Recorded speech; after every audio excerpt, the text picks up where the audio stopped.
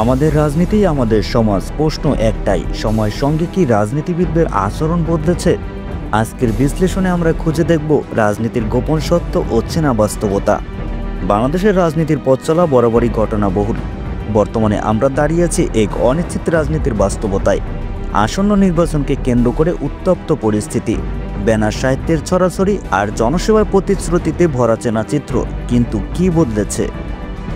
দলীয় রাজনীতির প্রেক্ষাপট লক্ষ্য করলে দেখা যায় রাজনীতির দলীয় মালিকানা এক বড় ইস্যু।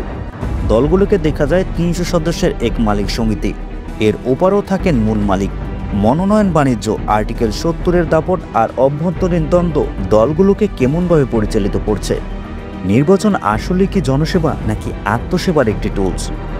টাকা ও ক্ষমতার লোভকে আমাদের রাজনীতিকে চালিত করছে, এই প্রশ্নটাই বারবার উঠে আসে। আমরা জানি রাজনীতিতে আন্দোলন আর সাধারণ মানুষের অংশগ্রহণ চিরকালীন একটি বিষয়, কিন্তু বাস্তবতা হলো ভিন্ন।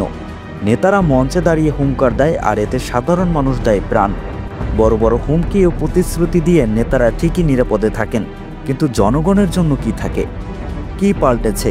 এমন প্রশ্নে বিগত ৫ দশকের রাজনীতির দিকে তাকালে দেখা যায় অনেক কিছুই বদলেছে, কিন্তু রাজনীতিবিদদের আচরণ একটু বদলায়নি।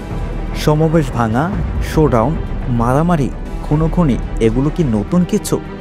প্রশ্ন একটাই, এত আন্দোলনের পরও রাজনীতিবিদদের আচরণ কেন বদলায় না? রাজনীতির এই চক্র কি কখনো ভাঙবে? জনতার স্বার্থ কি রাজনীতির কেন্দ্রবিন্দুতে আসবে, নাকি রাজনীতি থেকে জনস্বার্থ হারিয়ে যেতে থাকবে? আপনার মতামত জানাতে ভুলবেন না। ভিডিওটি ভালো লাগলে শেয়ার করুন এবং চ্যানেলটি সাবস্ক্রাইব করে আমাদের সাথেই থাকুন।